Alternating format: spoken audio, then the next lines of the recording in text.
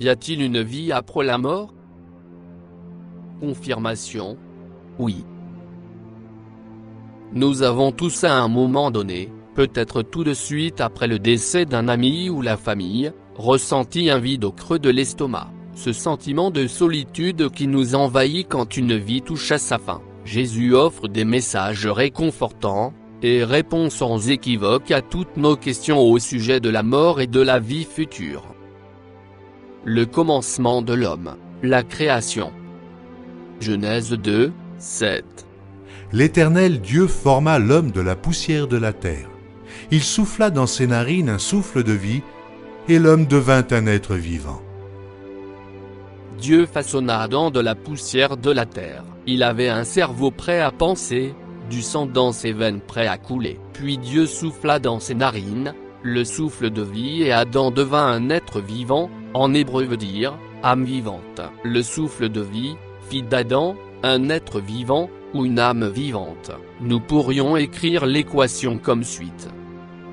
La poussière de la terre, plus le souffle de Dieu, égale une âme vivante. Il faut bien comprendre le commencement. Quand quelqu'un meurt, son corps devient de la poussière et l'esprit, le souffle de vie, retourne à Dieu qui est sa source. Qu'arrive-t-il à l'âme? Ézéchiel 18, 3-4. Je suis vivant, dit le Seigneur, l'Éternel. Vous n'aurez plus lieu de dire ce proverbe en Israël. Voici, toutes les âmes sont à moi. L'âme du Fils comme l'âme du Père, l'une et l'autre sont à moi. L'âme qui pêche, c'est celle qui mourra.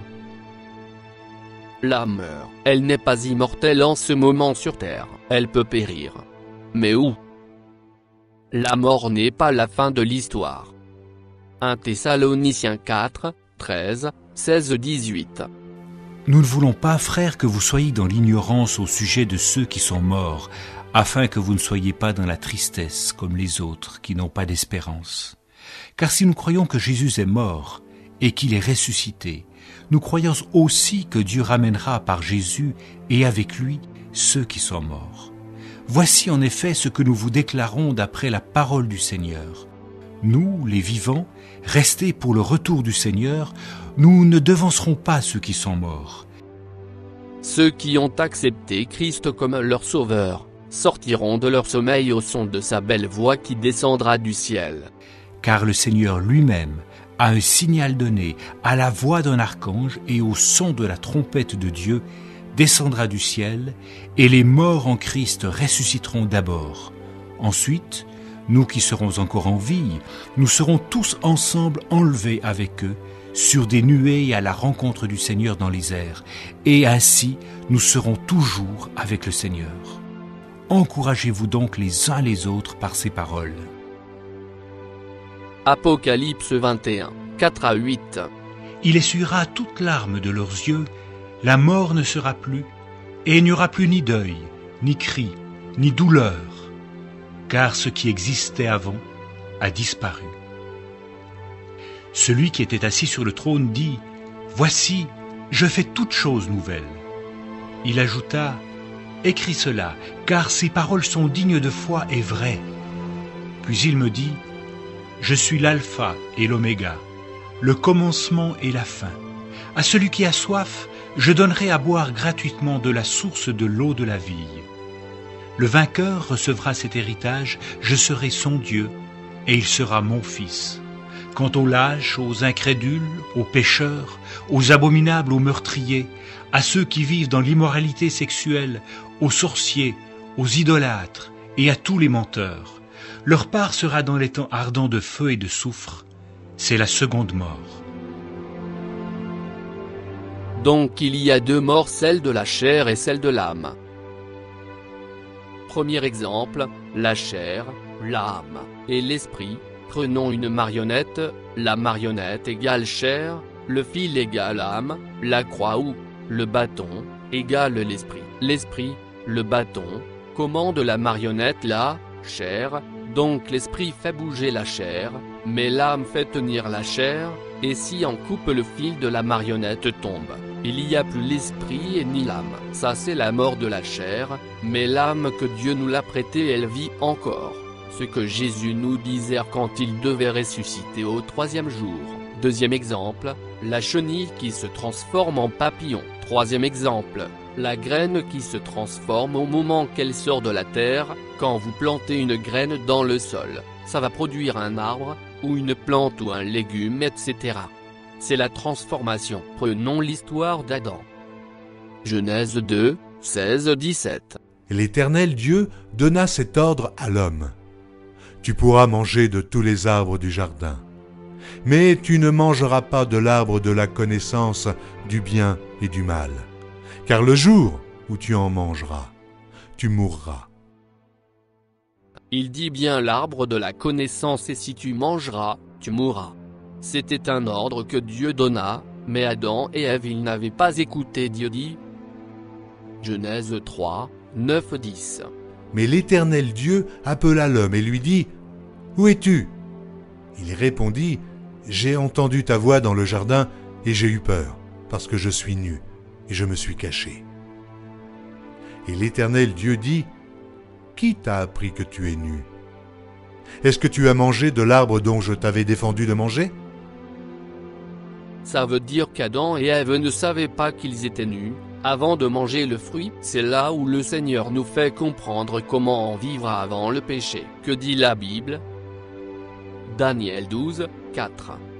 En ce temps-là se lèvera Michaël, le grand chef, le défenseur des enfants de ton peuple.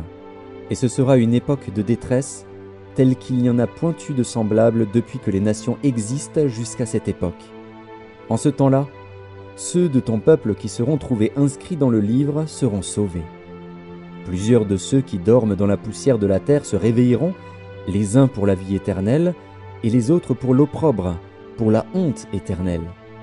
Ceux qui auront été intelligents brilleront comme la splendeur du ciel, et ceux qui auront enseigné la justice à la multitude brilleront comme les étoiles, à toujours et à perpétuité. Toi, Daniel, tiens secrètes ces paroles, et scelle le livre jusqu'au temps de la fin. Plusieurs alors le liront, et la connaissance augmentera.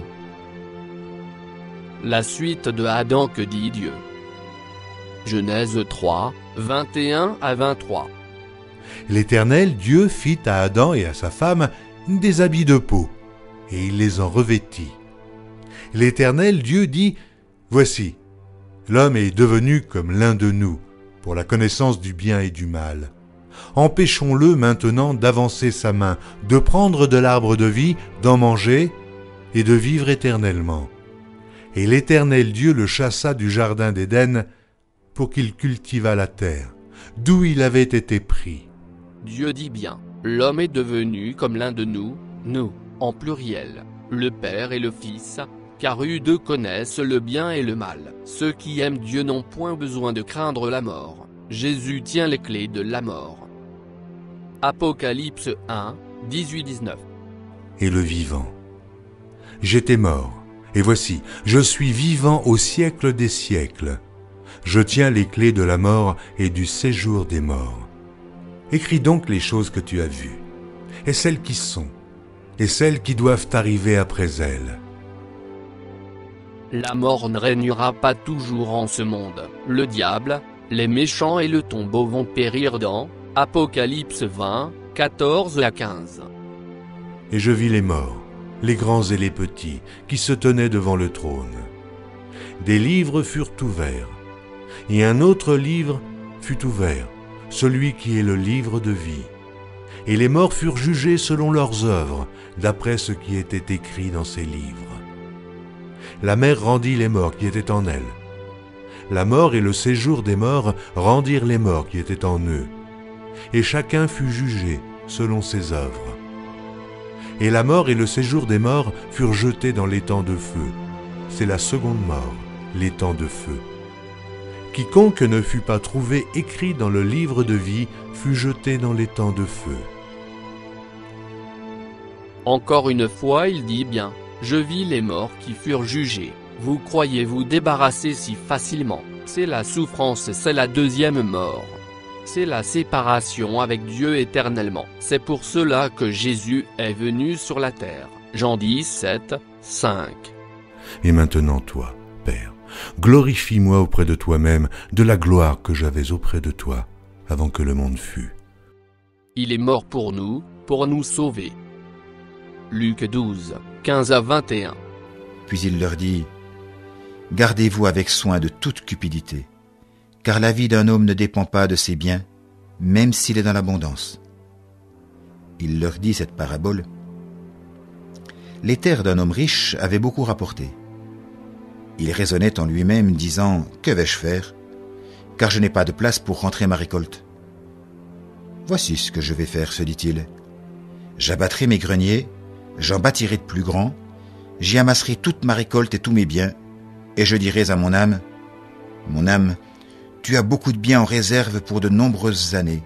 Repose-toi, mange, bois et réjouis-toi. » Mais Dieu lui dit, « Insensé, cette nuit même, ton âme te sera redemandée, et ce que tu as préparé, pour qui cela sera-t-il ? Il en est ainsi de celui qui amasse des trésors pour lui-même et qui n'est pas riche pour Dieu. » Le riche est allé dans le séjour des morts.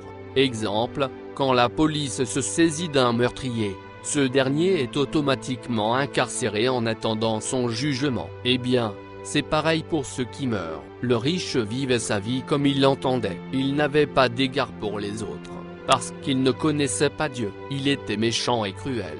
Combien ils sont nombreux encore aujourd'hui, ceux qui ressemblent à cet homme riche, des moqueurs, des ingrats, des ennemis de Dieu, des incrédules et cetera, sont tous à l'image du riche. S'ils ne se détournent pas de leur voie, ils partageront le séjour des morts avec le riche. Mais, ceux qui croient à l'évangile de Christ sont exempts de jugement.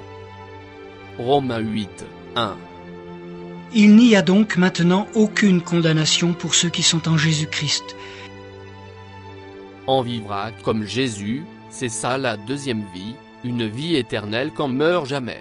Le secret de la Bible c'était le commencement et la fin, le commencement Adam et Ève, le petit paradis, et la fin, pour ceux qui ont cru en Jésus-Christ, le grand paradis, complètement différent de ce qu'on voit.